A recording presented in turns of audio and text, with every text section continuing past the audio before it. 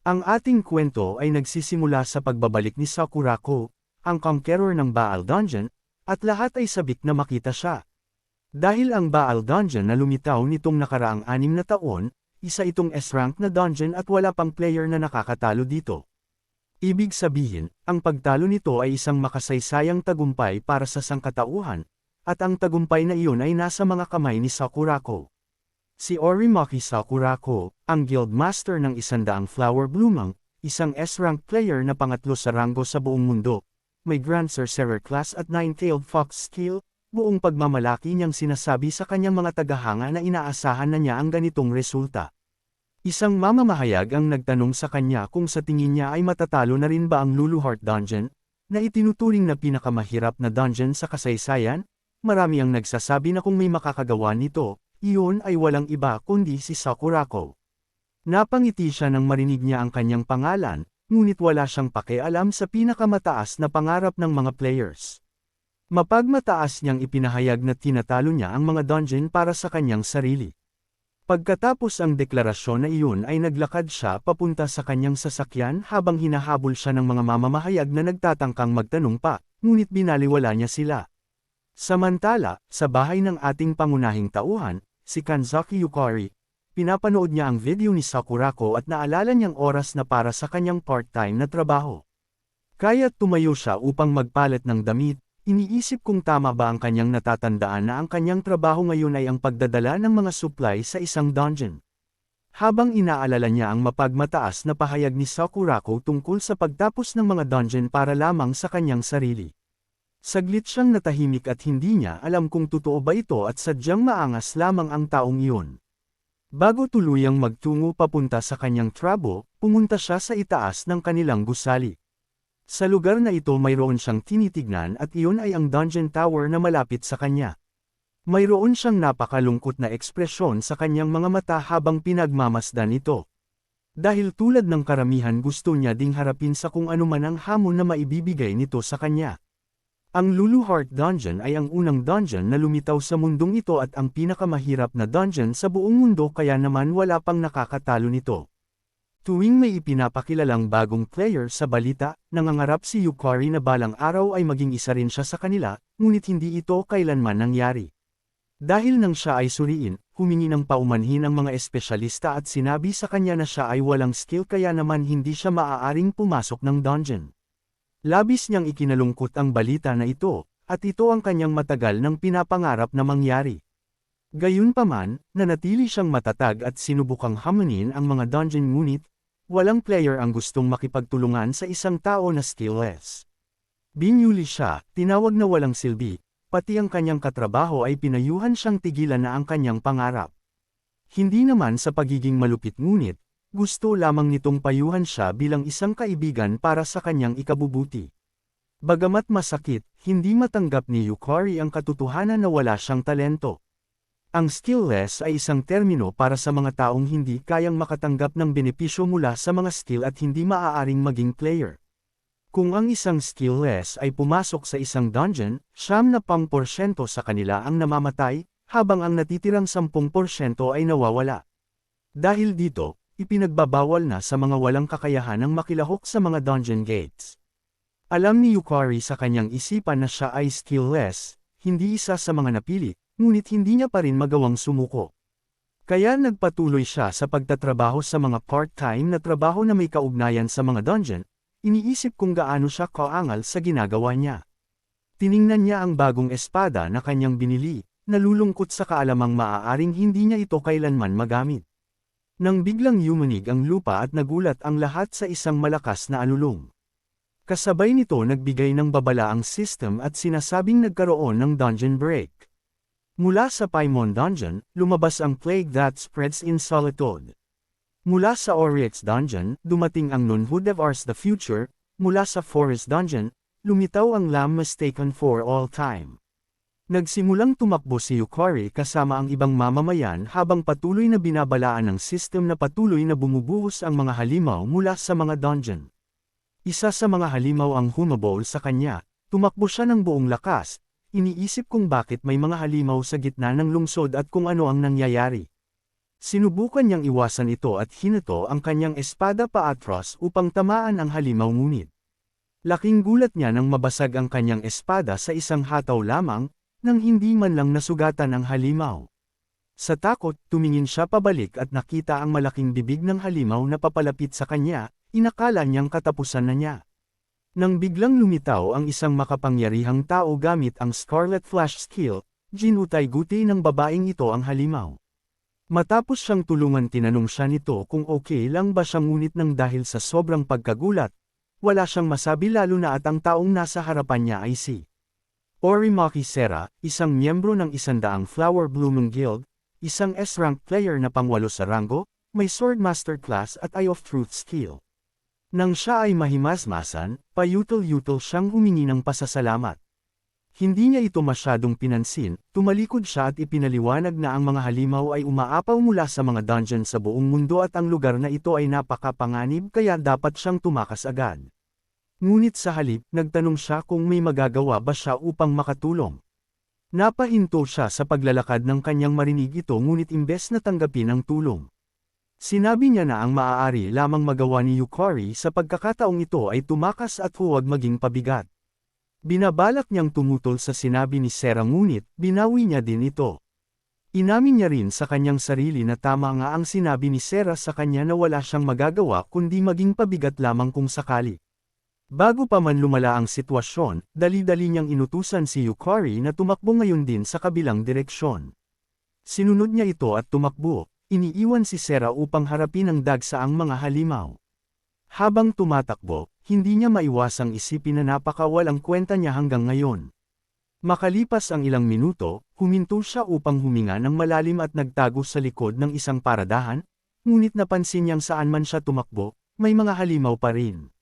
Nagpatuloy siya sa pagtakbo, alam niyang masyadong lantad ang mga pangunahing lansangan kaya kinailangan niyang lumiko sa mga eskinita.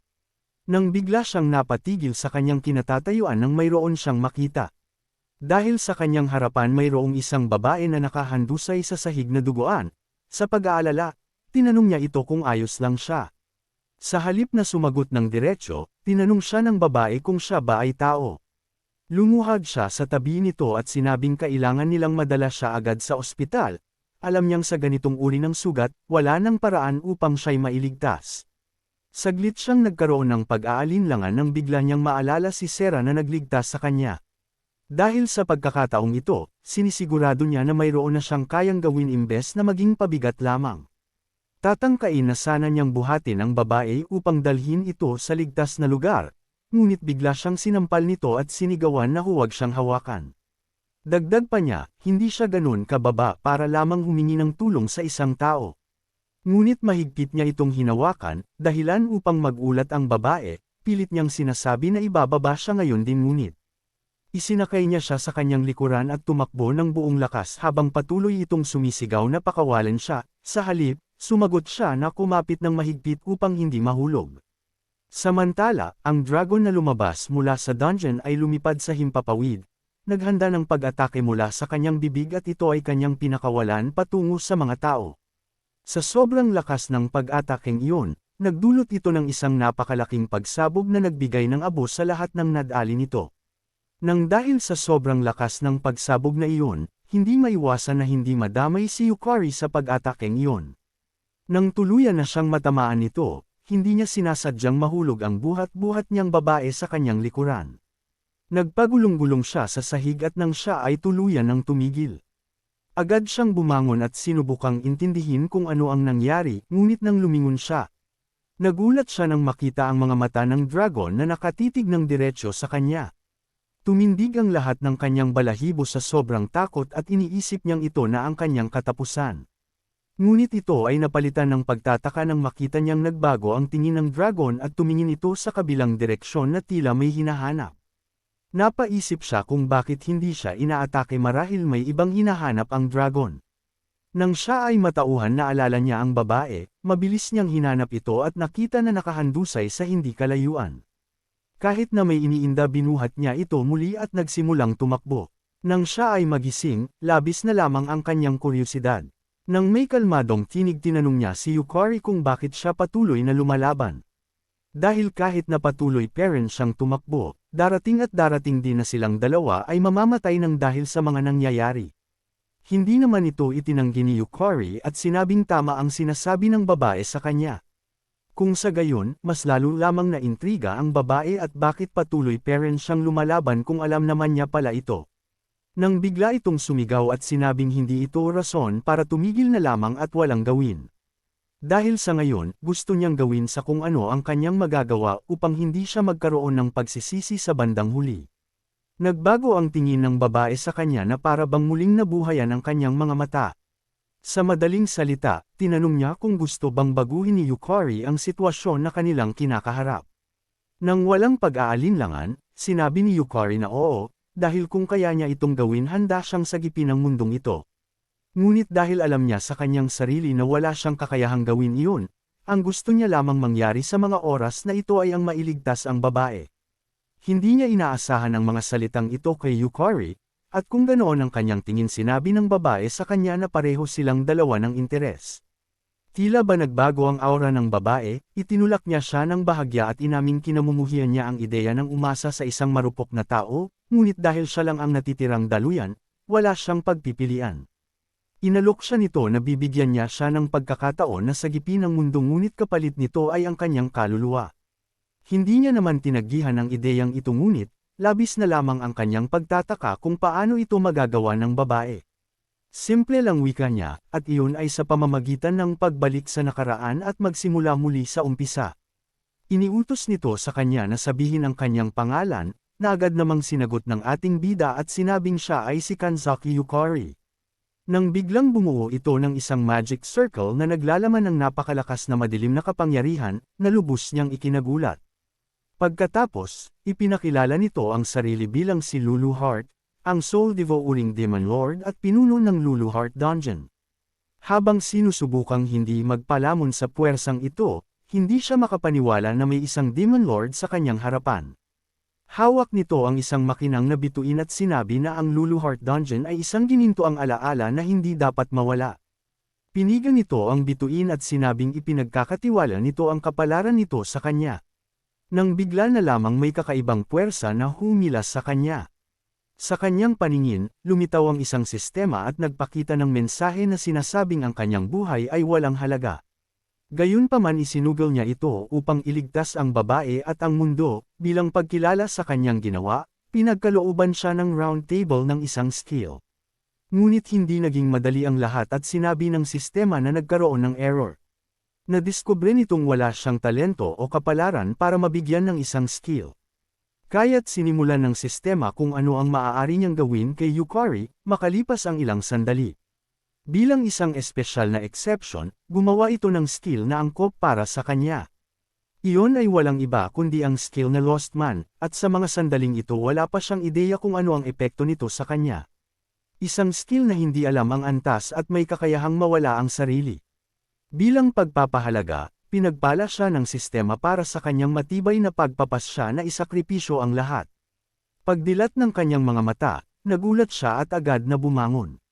At mula sa tablet na nasa lamesa, sinasabi nito na ang bagong Baal Dungeon ay nagpakita sa Russia at sinasabing ito ay isang S-rank. Hindi siya makapaniwala sa kanyang naririnig, dahil ang kwentong ito ay 6 na taon na ang nakararaan ng kanyang marinig sa balita.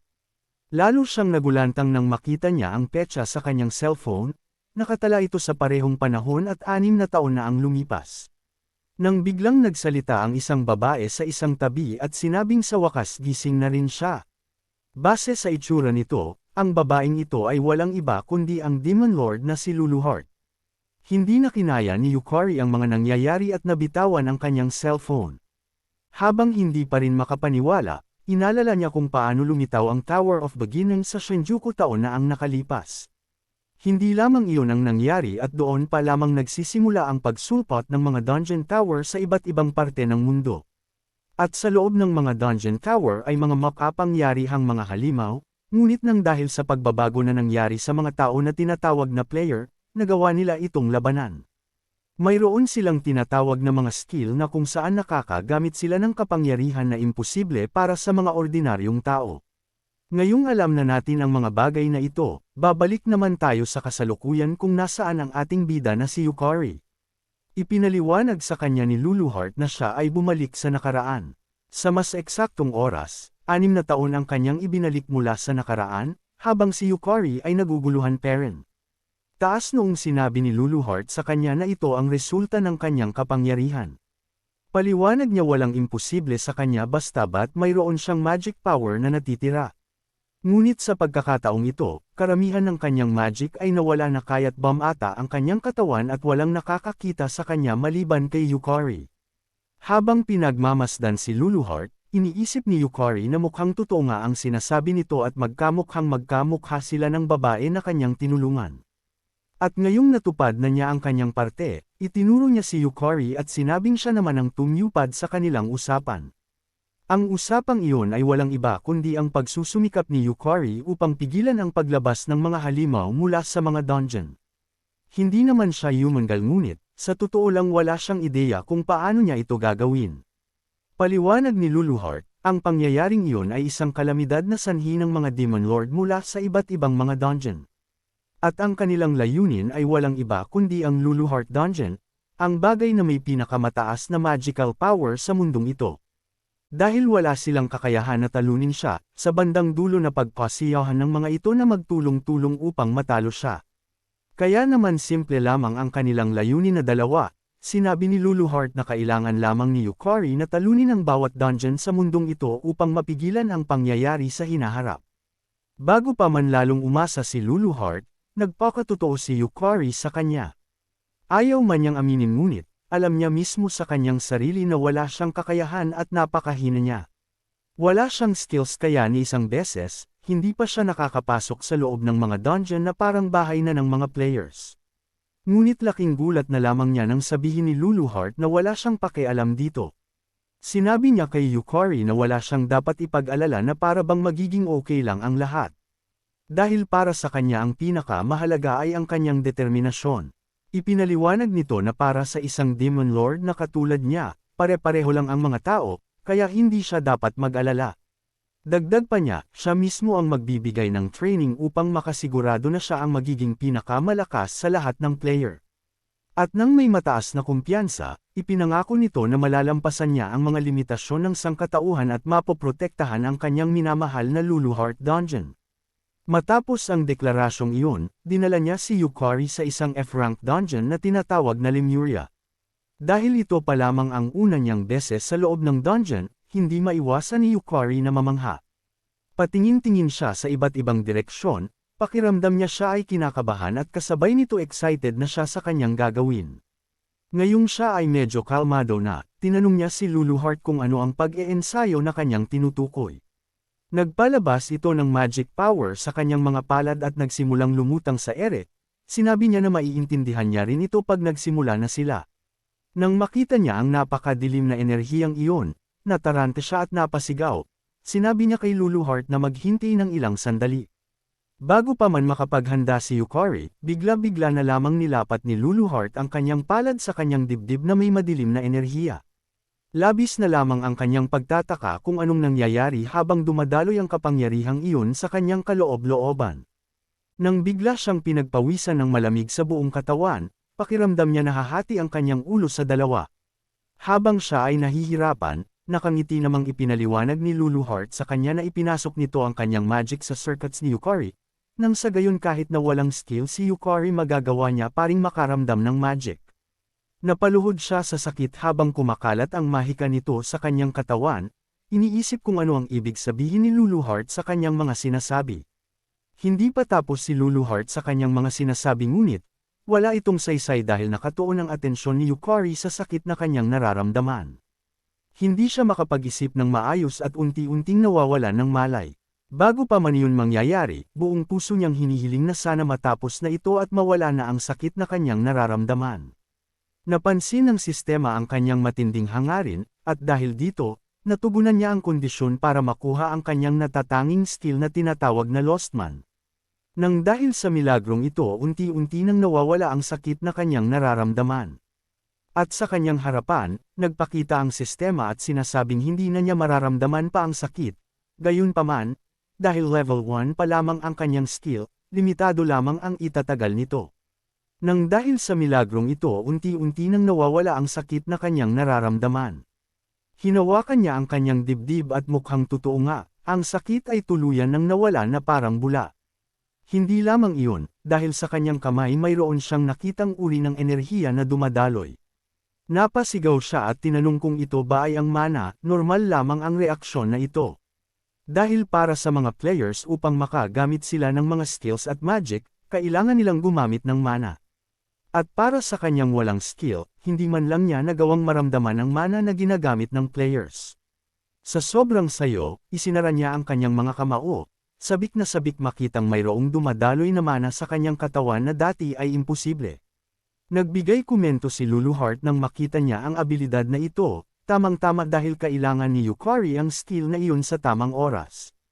Hindi na siya nag-aksaya pa ng oras at sinimulan nito ang kanilang pagsasanay.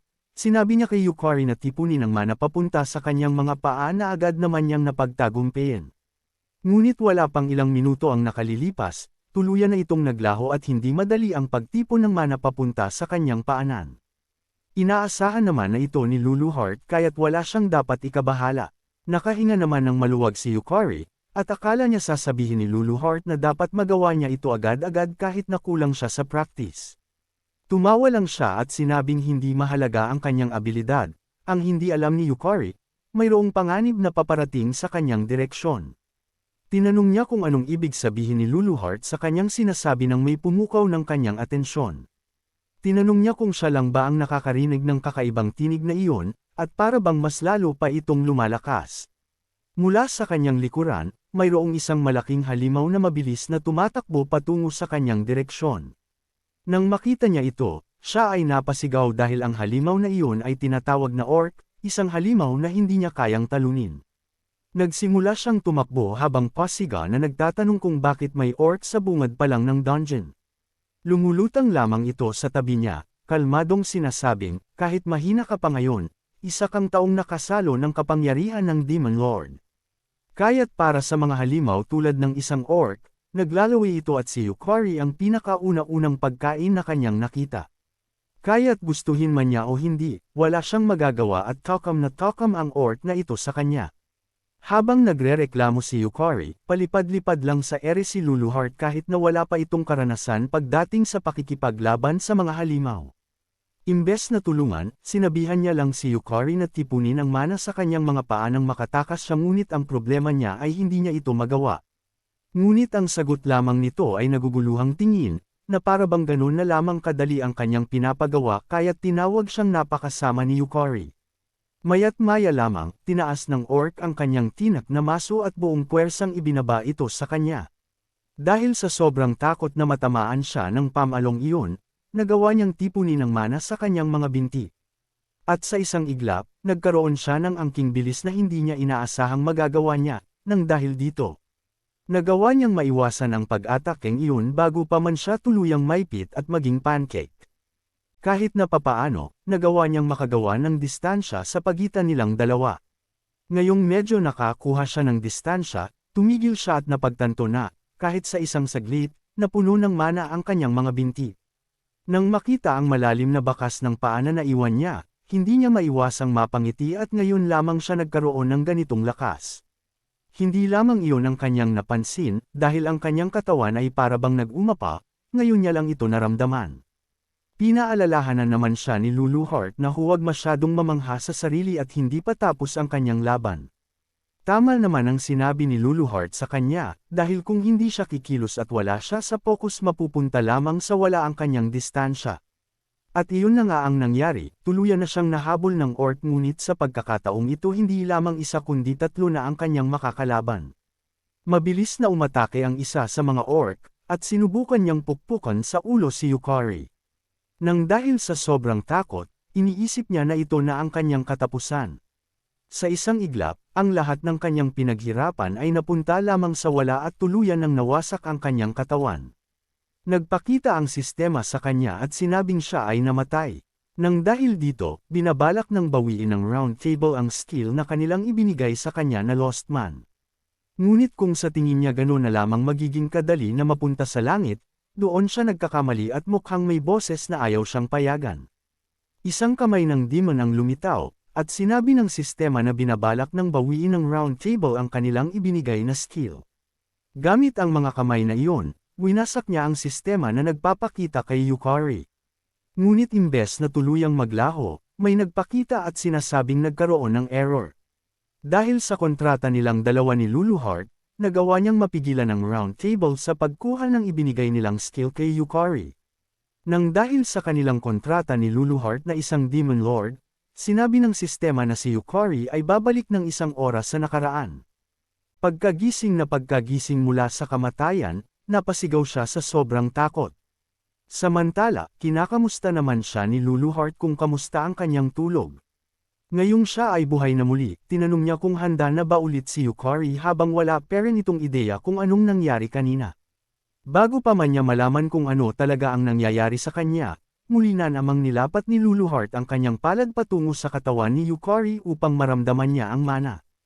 At katulad nga ng nangyari kanina, muli na naman siyang nakaramdam ng matinding sakit sa buo niyang katawan habang dumadaloy ang kapangyarihang ito. Mabuti na lang at mayroon pa rin ang kanyang skill na Lost Man dahil kung hindi tuluyan na siyang masisiraan ng bait ng dahil sa sakit na kanyang nararamdaman.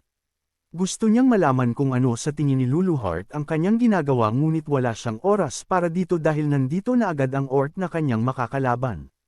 Mabuti na lang at kanyang napansin ito, dahil kung hindi mas napaaga sana ang kanyang pagkamatay kung sakali. Habang tumatakbo, sinabi niya kay Luluheart na akala niya patay na siya kanina.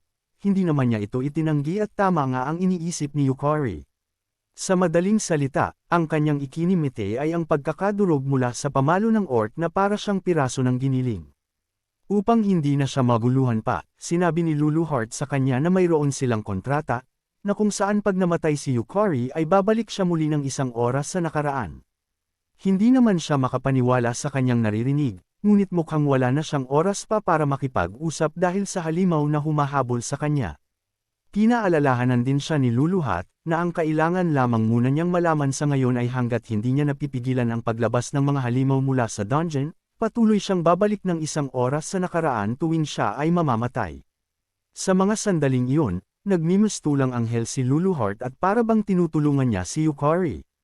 Ngunit isa lamang itong ilusyon. Wala siyang balak na pakawalan si Yukari hanggang sa hindi nito natutupad ang kanilang usapan sa kontrata. At ngayong siya ay nahulog sa kanyang patibong, wala nang magagawa pa si Yukari hanggang sa hindi niya nasusunod ang nasa kontrata. Naabutan siya ng orc pero muli niyang napadaloy ang mana sa kanyang mga binti at nakaiwas sa atakeng iyon. Pinuri siya ni Luluheart, sabi niya mas maganda na ang reaksyon nito kumpara noong una. Akala niya kakailanganin pa ni Yukari ng oras para makontrol ito. Ngunit nang dahil sa pagkamatay niya kanina, mukhang mas lalo pa itong naging dedikado at ayaw nang mamatay pa uli sa kamay ng orc na ito. Ngunit kung gusto niyang magkaroon ng sapat na lakas upang pigilan ang paglabas ng mga halimaw sa dungeon, hindi siya maaaring puro pagtakas lamang. Matapos makabuo ng espada, tinanggap ito ni Yukari at tama ang sinasabi ni Luluheart. Hindi siya maaaring maging duwag at kailangan niyang harapin ang orc. Bago tuluyang magpatuloy si Yukari, may gustong ibigay na payo si Luluheart. Isang beses niya lamang itong sasabihin kaya't kailangan niyang makinig ng mabuti. Ito ay may kinalaman sa magic circuit na nasa loob ng katawan ni Yukari. Wika niya ang mga bagay na konektado sa magic na nag-umapa sa mundo ay nakatali sa kanyang kaluluwa. Sa madaling sa salita, sa pamamagitan ng matibay na kalooban, magagawa niyang kontrolin ang magic. Ngunit kailangan nito ng matinding pagnanais, ang ehemplo nito ay ang hangarin na maging mas malakas, o kahit kay abangan ng isang taong gustong iligtas ang mundo. Kaya't matapos siyang bigyan ng payo, gustong malaman ni Luluheart kung ano ba talaga ang ninanais ng puso ni Yukari.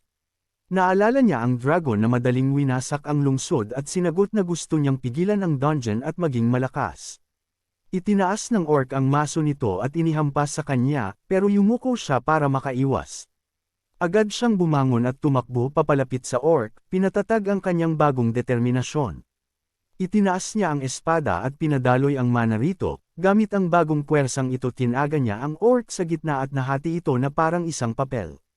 Hingal na hingal siya pero masaya dahil sa pinakaunang pagkakataon, nagawa niyang makatalo ng isang halimaw sa loob ng dungeon.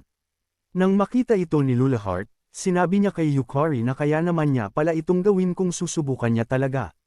Dahil kung sakaling hindi, binabalak niyang hayaan siyang mamatay ng 100 beses hanggang sa masanay ang kanyang katawan sa magic. Ngunit nang dahil sa skill na tinatawag niyang Lost Man, mukhang hindi na nila kailangan pang dumaan sa mahirap na proseso. Hindi alam ni Yukari kung matutuwa ba siya dito o hindi, ang alam niya lang ay mabuti na lang nagtagumpay siya. Nang biglang napalingon si Luluheart sa isang direksyon kung saan nanggaling ang orc na iyon. Nagsilabasan ang hindi mabilang na orc at sabay-sabay itong mga tumakbo patungo sa direksyon ni Yukari. Imbes na mabahala sa mga nangyayari, agad-agad niyang pinadaloy ang mana sa kanyang mga binti, tumalon sa ere at tumakbo sa ibabaw ng mga orc habang dama ang magic sa buong katawan. Gamit ang gravity sa kanyang sitwasyon, mabilis siyang bumagsak at pinatamaan ang orc na nasa bandang dulo. Hindi siya gaanong nagka-problema sa pag-iwas sa kanilang mga pag-atake. Dahil para bang ang kanyang katawan ay kumikilos ayon sa kanyang kagustuhan.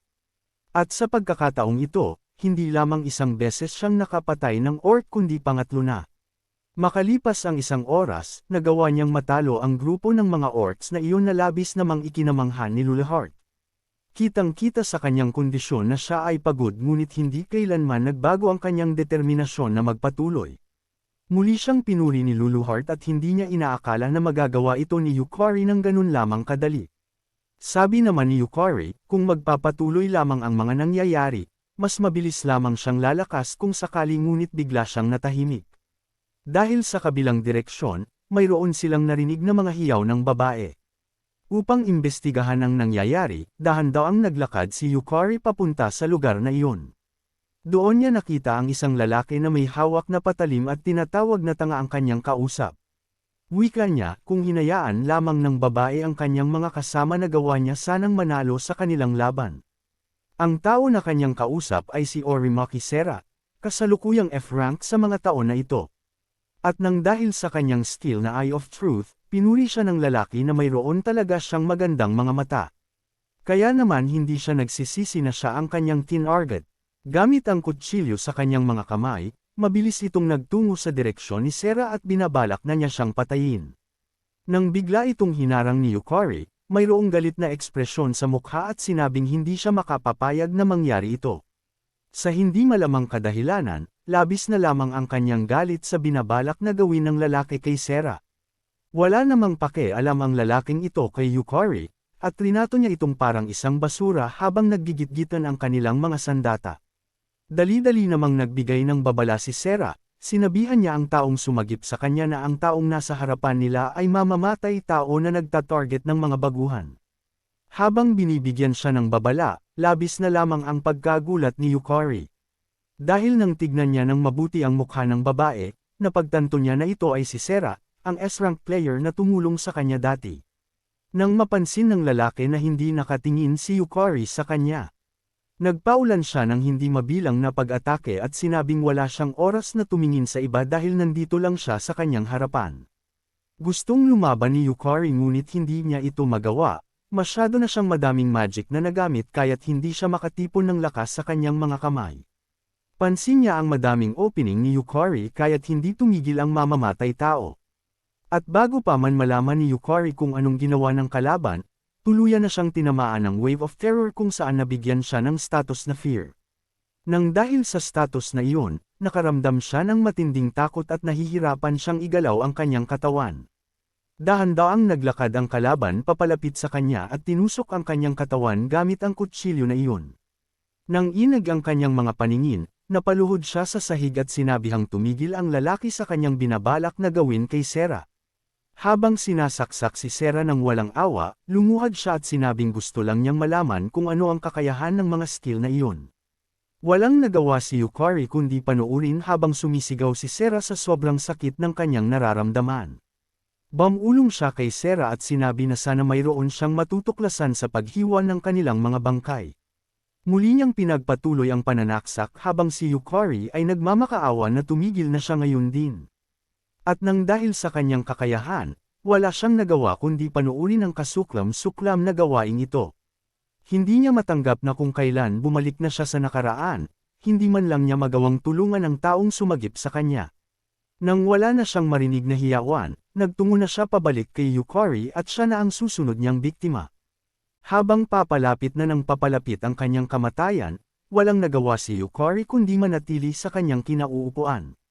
Sinisisi ang kanyang sarili dahil kung mayroon lamang siyang sapat na lakas, hindi sana mangyayari ang mga ito.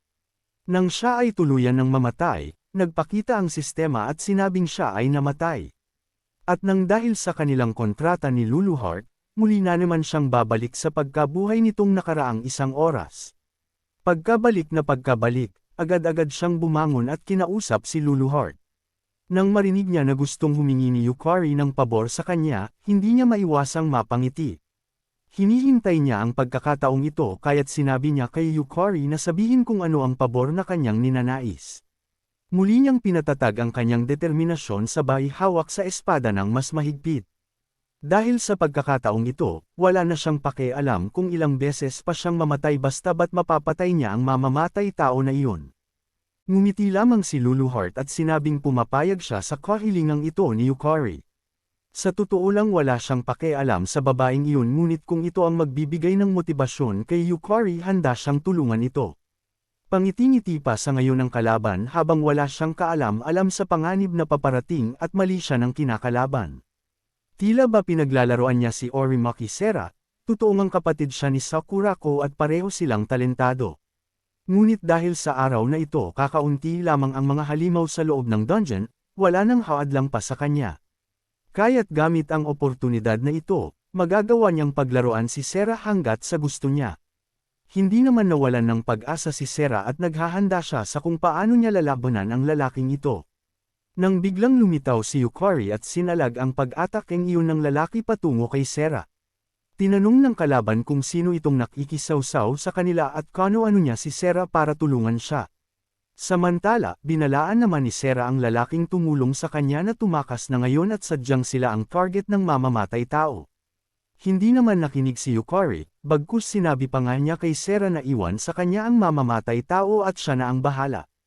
Ngunit tulad ng inaasahan, muli na naman siyang namatay at bumalik 1 oras sa nakaraan.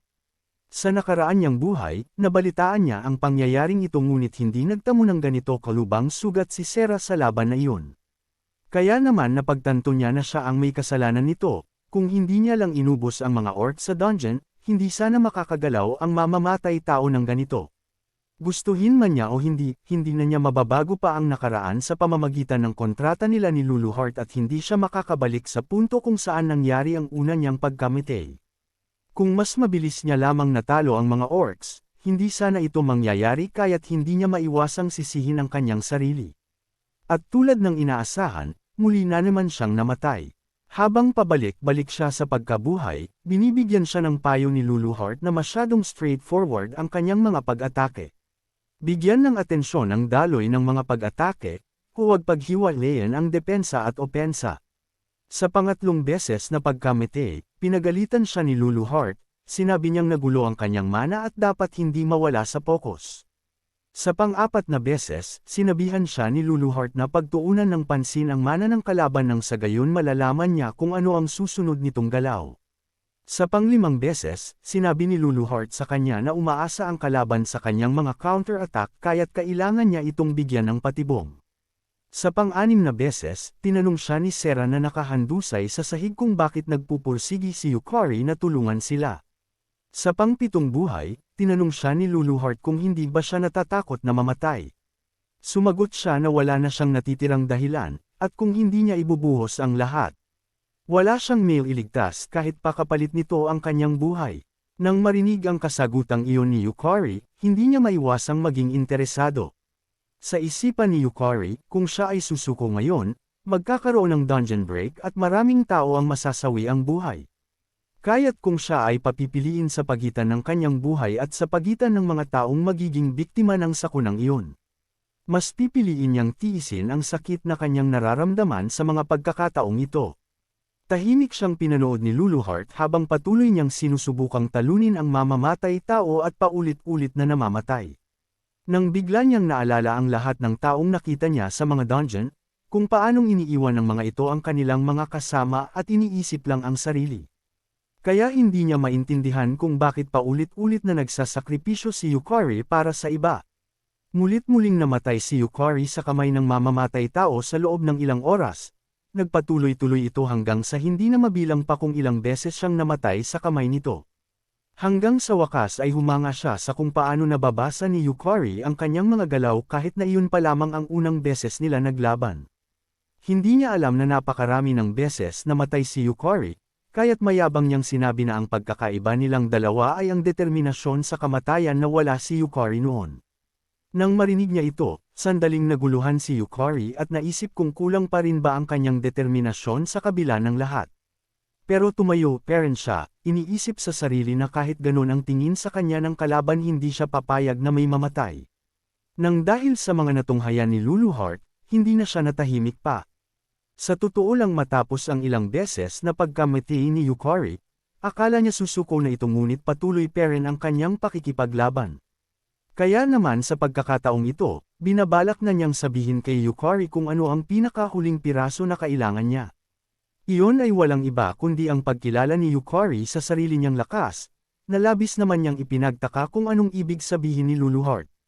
Ngunit nang isipin niya ito ng mabuti, tila ba may punto si Luluheart sa kanyang mga sinasabi. Sinabi ni Luluheart na hanggang ngayon, iniisip pa rin niyang mahina siya. Totoo na wala siyang talento, wala siyang skills, at wala siyang mana noon. Pero patuloy siyang bumabalik kahit ilang ulit pa siyang mamatay. Kahit na maaari naman niyang iwan ang babaeng iyon ng mag-isa at tumakas, hindi niya pa rin ito ginawa. Magagalit sana si Yukari sa ideyang iwan na lang si Sera na mag-isa ngunit, pinutol siya ni Luluheart. Ito ang kanyang tinutukoy, hindi siya tumakbo at kahit ilang beses siyang mamatay pinagpatuloy niya pa rin ang pakikipaglaban. Nang dahil dito nagawa niyang makamit ang ganitong uri ng lakas na hindi niya magagawa sa nakaraan niyang buhay. Lumapit si Lulo sa kanya at itinuro siya. Sinabi niya na bilang isang Demon Lord, kinikilala niya ang lakas ni Yukari na hindi niya maamin sa kanyang sarili. Kaya naman sinabihan niya itong huwag malungkot at maniwala sa kanyang sarili. Agad namang nabuhayan ng loob si Yukari at dahan-dahan siyang tumayo. Ang dati niyang mga mata na naubusan na ng motibasyon ay muling nabuhay at handa na ulit lumaban. Samantala, bigla-bigla na lamang sumulpot ang kalaban sa kanyang harapan at binabalak muling tapusin ang kanyang buhay. Kasabay ng kanyang pag-iwas, sinabihan siya ni Luluheart na mababasa na niya ang galaw ng kanyang kalaban. Labis na lamang ang pagkabigla nito sa kanyang nasaksihan ngunit, masyado pang maaga para siya ay magulat. Hindi lamang niya naiiwasan ang mga pag-atake ng kalaban kundi nasisalag na rin niya ito matapos magtamo ng pinsala sa katawan. Hinimok siya ni Lulo na ibigay ang lahat sa bawat swing ng kanyang espada, at sa wakas na paatras ni Yukari ang kalaban kahit na mayroong malaking diferensya ang kanilang mga lakas. Hindi lamang niya nagawang salagin ang pag-atake ng kalaban at sa pinakaunang pagkakataon nagtamo na rin ito sa wakas ng galos. Binigyan siya ng payo ni Luluheart na huwag tignan na napakababa ng kanyang sarili, oras na para tanggapin ang kanyang mga pinaghirapan. Ang lakas na kung saan nagawa niya lamang itong makamit ng dahil sa determinasyon at pagpupursige. Sa mga sandaling iyon, isinapuso ni Yukari ang mga ibinigay na payo ni Luluheart sa kanya kanina. Kitang-kita na niya ang bawat kilos ng kalaban, at tulad ng kanyang inaasahan nagagawa na niyang mahulaan ang susunod nitong galaw. Mula sa mga pagtusok, paghiwa at kung ano-ano pa naging baliwala ang lahat ng ito sa kanya. Subukan mang ilabas ng kalaban ang lahat ng kanyang alas ngunit, huli na ang lahat para sa kanya at tuluyan nang nagising si Yukari. Hindi niya malaman kung anong nangyari, bigla-bigla na lamang nagbago si Yukari. Kani-kanina lamang, ang batang ito ay walang kaalam-alam ngunit para bang napakarami na ng kanyang karanasan sa pakikipaglaban. Ang hindi niya alam, hindi ito ang una nilang beses na laban. Nagsisimula na siyang magtamo ng mga pinsala sa katawan kaya't mas lalo lamang niyang hindi matanggap ang nangyayari. Nang makita niyang nasa ibang bagay ang atensyon ng kalaban, wala siyang balak na palagpasin ito. Kasabay ng pag-atakeng iyon, ginamit niya ang Lost Man skill, tuluyan na niyang pinawalang bisa ang takot sa kanyang isipan. Nakita naman ng kalaban ang binabalak ni Yukari, masyadong malaki ang kanyang opening kayat. Labis na lamang ang kanyang tuwa at binabalak niyang gamitin ang Wave of Terror ng harap-harapan. Ngunit inaasahan na ito ni Yukari, dahil sa tuwing nakakakita ng opening ang kalaban gumagamit ito ng Wave of Terror. Ngunit nang dahil sa Lost Man skill niyang nagtatanggal ng takot, walang bisa ang pag-atake iyon ng kalaban sa kanya. Nanlaki ang kanyang mga mata sa gulat, hindi niya malaman kung anong nangyari at bakit hindi gumana ang pag-atakeng ito. Ngunit hindi siya sumuko, dahil sa kanilang distansya alam niyang tatama ang kanyang patalim sa tagiliran ni Yukari. Bago pa man tumama ang pag-atakeng iyon, ginamit muli ni Yukari ang kanyang skill at sa pagkakataong ito tinanggal niya ang pakiramdam ng sakit. Patawa-tawa ang kalaban ng tuluyang bumao ng kanyang patalim, ngunit kung sa tingin niya siya ang panalo sa kanilang laban. Doon siya nagkakamali at kitang-kita sa mukha ni Yukari kung paano gumana ang kanyang mga plano. Nang biglang nagbago ang ekspresyon ng kanyang mukha, tuluyan nang hinawakan ni Yukari ang kanyang espada at wala na siyang matatakasan pa. Punong-puno ng gulo ang kanyang isip, hindi lamang nababasa ng batang ito ang kanyang kilos kundi hindi din gumagana ang kanyang mga skill. Habang hawak-hawak ang patalim sa kanyang tagiliran, bumulong si Yukari. Dati-rati lamang ay hindi niya abot kamay ang taong ito sa kanilang laban. Ngunit sa pagkakataong ito, tuluyan na siyang nakahabol at magagawa na rin niya sa wakas ang kanyang ninanais. Nakaramdam siya ng matinding takot, tinanong kung sino ba ang batang ito, hindi siya sinagot ni Yukari. Sa halip ay tinaga siya sa tiyan at sinabi na tapos na ang lahat. Bumagsak siya sa sahig, naliligo sa sarili niyang dugo, pero kahit ganoon, sumigaw pa rin siya na hindi siya pwedeng matalo ng isang mahina tulad ni Yukari. Inamin ni Yukari na napatay siya nito ng 187 na beses pero sa huli, siya pa rin ang nakatayo sa kanilang dalawa, pagkatapos ng kanilang matinding labanan. Dumating ang mga miyembro ng 100 Flowers Blooming Guild kung saan kabilang si Sera upang magbigay ng suporta at lunas sa mga nasugatan. Lumapit si Sera sa kanya, taos pusong humingi ng tawad at nangakong babawi sa pagtulong ni Yukari sa kanila. Ngunit labis na lamang ang kanyang pagkagulat nang sabihin ni Yukari na okay lang ito basta't walang namatay sa kanila. Nang dahil sa kanyang kabaitan, yumuko sila kasama ang iba pa at buong puso siyang pinasalamatan bilang respeto sa taong sumagip sa kanila. Ilang sandali matapos lumabas mula sa F-rank dungeon, sinabihan siya ni Luluheart na natagalan sila bago sila makaalis sa loob ng dungeon. Ngunit kahit ganoon, ngumiti ito at pinuri si Yukari sa mahusay niyang ginawa. Nang makita ito ni Luluheart, sinabihan niyang huwag siyang umiyak. Nagsisimula pa lamang sila sa kanilang mga plano at ang kanilang layunin ay ang pigilan ang dungeon break. Upang maisasgawa ito, kailangan ni Yukari na malagpasan ang mga players na tinatawag na S-rank. Itinaas ni Luluheart ang kanyang daliri at idineklara na kung siya ang tatanungin, magiging Demon Lord level player si Yukari balang araw. Tumawa siya at tinanong kung ano raw ang ibig sabihin noon, pero inamin din niyang mukhang ayos lang pakinggan ng Demon Lord level na sinasabi ni Luluheart sa kanya. Habang naglalakad pa uwi nangako siyang lalakas tulad ni Luluheart, lumutang ito sa ere at masiglang biniro si Yukari na magiging mabigat ang kanyang training. Hindi naman nagpadala sa takot si Yukari, bagkus ngumiti ito at sinabing gagawin niya ang buo niyang makakaya. Nang sa gayon, magagawa niyang mabago ang kanyang kapalaran na isang normal na manggagawa sa nakaraan niyang buhay. Kinabukasan, dumating siya sa Shinjuku branch ng Japan Player Association at sinundan ng isang empleyado papasok ng isang establishmento. Ipinaalam ng staff na siya ay opisyal ng nakarehistrong player at dahil sa kanyang battle record, posibleng mabilis ang kanyang pag-angat. Hinawakan niya ang malaking globo sa gitna ng silid at sumagot ng, "Naiintindihan ko." Hindi makapaniwala ang babaeng staff na nakahunt siya ng orcs at natalo ang wanted na mamamatay tao at lahat ng ito sa mismong unang araw ng kanyang pagiging player. Napaisip siya kung posible ba ito sa isang baguhan. Kahit pa may mga hinalang nagsinungaling ang mamamatay tao sa kanyang rank upang makapasok sa beginner dungeons, sapat pa rin ang lakas nito upang hindi siya dapat maliitin. Humandar ang globo at nabigla si Yukari nang ipakita ng system na nalagpasan niya ang kinakailangang threshold, ginawaran siya ng titulong E-rank player. Isinagawa ng system ang status correction na dagdagan ang kanyang magic circuits ng 2 at lumaki ang mana capacity bukod pa rito, umangat sa level 2 ang kanyang skill na Lost Man. Mas humaba ang epekto nito ng 3 segundo at mas lumawak ang saklaw ng target sa wakas isa na siyang E-rank player at sa wakas maaari na siyang pumili ng class.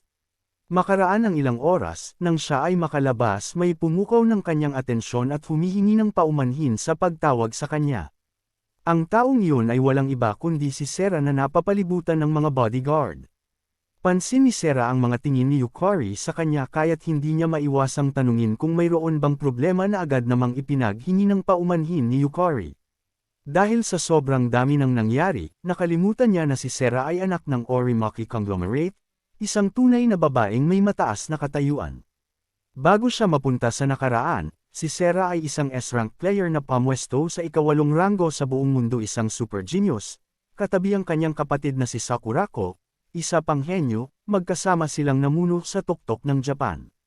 Taglay ni Sera ang isang napakalakas na mental type skill, isa sa pinakamataas na uri ng kakayahan sa mundo bago ang regression, iyon ay ang Eye of Truth. Isang abilidad na kayang makita ang kasinungalingan. Hindi lang nito nakikita ang kasinungalingan, kundi kaya rin itong ilantad ang mga panlilinlang sa labanan.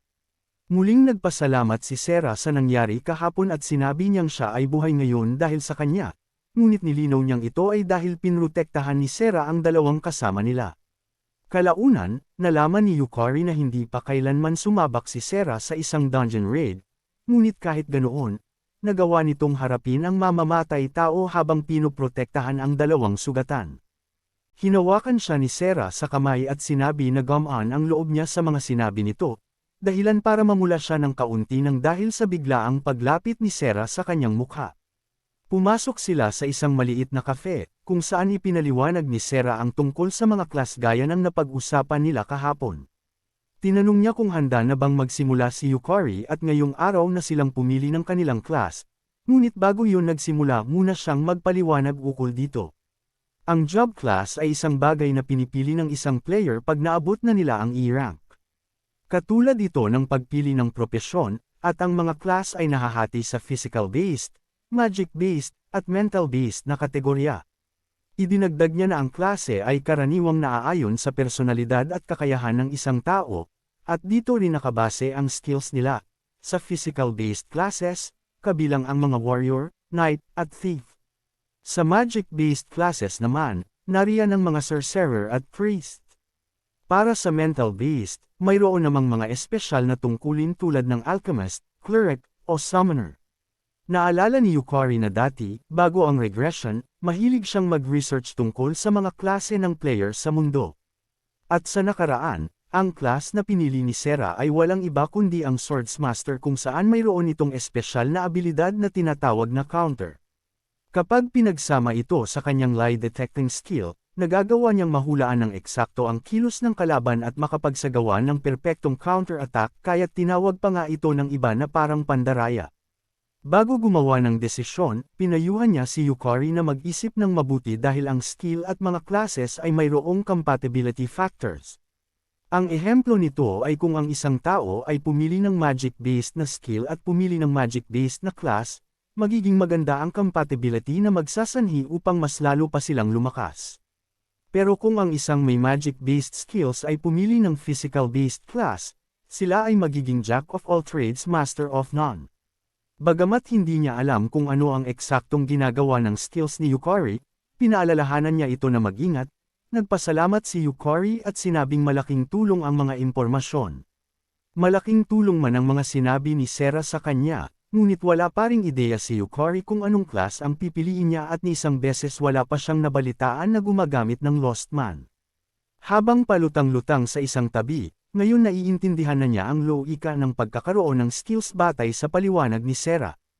Tumayo si Sera at nagpaalam, dahil kailangan na daw niyang mauna para sa kanyang class evaluation. Makalipas ang ilang oras sa parehong kafe, bumalik si Sera at nagpasalamat muli sa paghihintay. Tinanong ni Yukari kung nakapili na siya ng class, sagot nito, nakatanggap siya ng 4 na pagpipilian, kabilang na ang Swordmaster at Paladin. Nagulat si Yukari nang kanyang marinig ito, dahil sa ganitong level na mayroong 4 na pagpipilian na class, matatawag ang taong ito bilang isang henyo. Ngunit nang ibahagi ni Sera na ang kanyang piniling class ay ang S-rank class na maid, labis na lamang ang pagkagulat ni Yukari. Alam niyang ito ay isang S-rank class na pinagsasama ang eleganteng magic at malamig ngunit kalkuladong galaw sa laban. Naalala niyang sa nakaraan ang pinili ni Sera ay ang A-rank na Swordmaster. Taas noong ibinahagi ni Sera na sa pamamagitan ng class na ito, magagawa niyang makatayo sa tabi ng mga taong matatapang tulad ni Yukari. Nagulat siya nang tawagin siya ni Sera na matapang, gayunpaman, mas nangingibabaw ang kanyang saya. Ngayong tapos na si Sera, oras na para si Yukari naman ang pumunta sa class evaluation. Huminto siya sa harap ng globo, naalala niyang dati bago ang regression, ni hindi siya nabigyan ng pagkakataong pumili ng class kaya't hindi niya alam kung anong class ang lalabas. Pagkapatong niya ng kamay sa globo, nagsimula ang proseso ng class aptitude assessment. Nang biglang naglabas ng error ang system na labis niyang ikinagulat, napaisip siya kung baka may sira ito. Pero ipinalabas ng system na may natuklasan itong hindi kilalang reaksyon sa loob niya at sinimulan nitong muling tukuyin ang kanyang class, bagay na napansin ni Luluhart. Makalipas ang ilang sandali, natapos na ang assessment na labis namang ikinagulat ni Yukari kaya't nanlaki ang kanyang mga mata. Ang class niya ay tinukoy bilang Soul Eater, may ranggong X+, isang class na may kapangyarihan ng Soul Devouring Demon Lord. Ipinaliwanag ng system na ang Soul Eaters ay maaaring lumunin ang kaluluwa ng kalaban upang makuha ang lakas nito, o kaya naman ay kontrolin ang mga nasakop na kaluluwa para duminahin ang labanan. Lubos siyang nalito at hindi niya pa naririnig ang class na ito kailanman kahit sa nakaraan, bigla ring nag-unlock ang mga skills na partikular para sa class na iyon, Soul Loss, Soul Trial, Soul Devour, at Soul Harvest. Kung siya walang kaalam-alam sa mga nangyayari, si Luluhart ay pamilyar dito dahil ang mga tinutukoy na skill ng system ay walang iba kundi ang kanyang mga abilidad. Nang dahil sa hindi inaasahang pangyayari, maingat na pinag-aralan ng dalawa ang natanggap na class ni Yukari. At napaisip si Luluhart kung ito ba ay nang dahil sa round table system at ang tingin nila sa kanya ay parte ng kasamaan. Pagkatapos nito, ipinaliwanag ng sistema ang bawat class skill na na-unlock niya. Ilang sandali pa, bumalik siya sa cafe kung saan naghihintay si Sera at tinanong siya nito kung nakapili na siya ng class, kinumpirma naman ito ni Yukari at sinabing ito ay tinatawag na Soul Eater. Habang nag-uusap ang dalawa, mayroon namang naisip na ideya si Luluhart.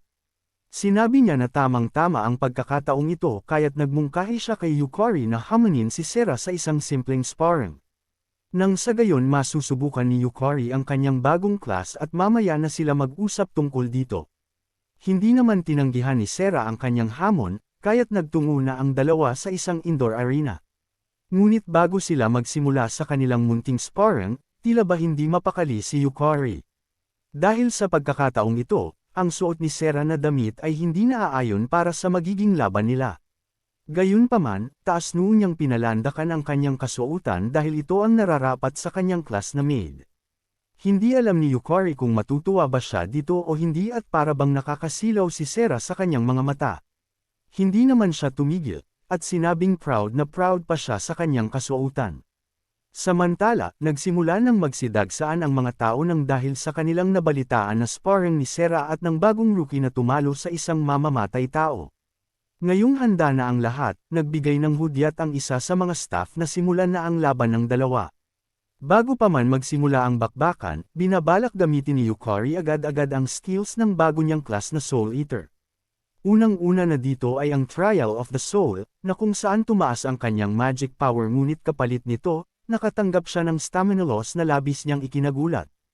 Gumamit din siya ng Lost Man skill na kung saan natanggal ang kanyang galit, nang makita ni Luluhart ang kanyang reaksyon.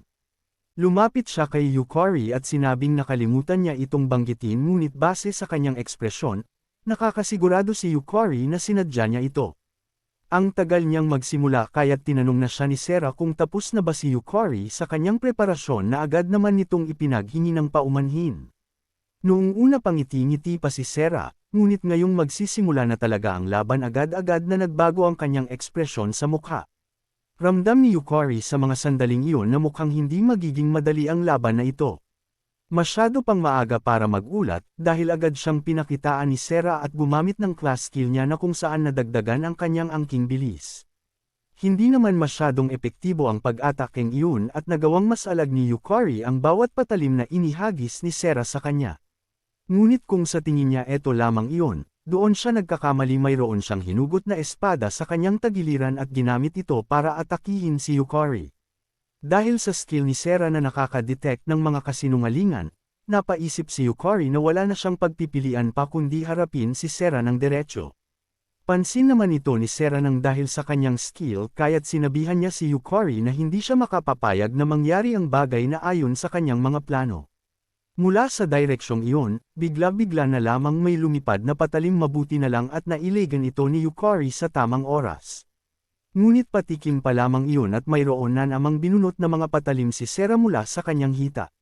Nang makita ito ni Yukari, napagtanto niya na parating na ang pag-atake iyon kaya't upang ma-counter ito, gumamit siya muli ng Lost Man skill at tinanggal ang takot. Nagpaulan ng napakaraming patalim si Sera mula sa kanyang mga daliri, ngunit nang dahil wala na ang takot ni Yukari, nagawa niyang harapin ito ng walang takot. Labis na lamang ang kanyang pagkagulat nang makita niyang naiwasan lahat ni Yukari ang pag-atakeng iyon. Ngunit wala siyang oras na tumayo lang, dahil sa pagkakataong ito si Yukari naman ang nasa opensa. Gamit ang buo niyang makakaya, sinubukan niyang salagin ng harap-harapan ang pag-atakeng ito. Ang hindi niya inaasahan, masyadong malakas ang puwersa sa likod ng pag-atakeng iyon kaya't tuluyan siyang tumilapon papalayo. Gulat na gulat ang mga manunood sa kanilang nasaksihan at walang mag-aakala nito. Samantala, tuwang-tuwa naman si Yukari nang matuklasan niya kung gaano ka-epektibo ang skill na nakuha niya mula sa kanyang class. Iniisip ni Sera na napaka-direkta ng pag-atake ng kanyang kalaban, at kumpara sa mamamatay tao hindi gumagamit si Yukari ng mga feints. Hindi sinayang ni Yukari ang pagkakataong ito, muli na naman siyang sumugod upang ipagpatuloy ang kanyang opensa. Ang kanyang mga pag-atake ay nagmistulang alon sa dagat at wala itong tigil sa pagdating. Labis na lamang ang kanyang pagtataka, pareho silang dalawa ng karanasan ngunit tila ba mas malakas si Yukari sa kanya ng may malaking agwat. Matapos ang paulit-ulit na mga pag-atake, iniisip ni Yukari na ito na ang katapusan ni Sera. Ngunit mukhang mali siya ng inaakala, bigla-bigla na lamang itong napangiti, ang kanyang mga mata ay mas lalo pang napuno ng determinasyon. Ang hindi niya alam, mayroong itinatagong alas si Sera, iyon ay ang maid's cooking technique na kung saan naglabas ito ng matinding apoy sa kanyang paligid. Nang dahil sa hindi inaasahang pangyayaring iyon, nataranta si Yukari at hindi niya inaakala na makakagamit ng fire magic si Sera. Paliwanag niya, wala nang mas magaling pang gumamit ng apoy kumpara sa kanya na mayroong class na maid. Gamit ang apoy na ito, binabalak niyang lutuin ng buhay si Yukari habang siya ay naiwang napapalibutan. Para sa kanya ang ibig sabihin ng maid ay pagluluto at ang pagluluto ay apoy, walang nagawa si Yukari kundi mapapikit sa sobrang init ng apoy.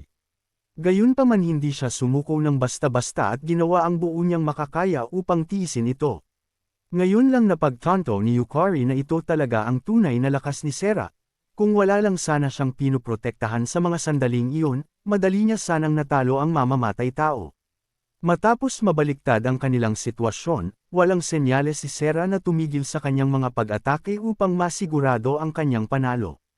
Hindi maiwasan ni Yukari na mamangha sa kanya, at ang mga mata ni Sera ay hindi makitaan ng pagsuko. Gayunpaman, katulad ni Sera, wala din siyang balak na sumuko at nagawa niyang masalag muli ang mga hinagis na patalim ni Sera sa kanya.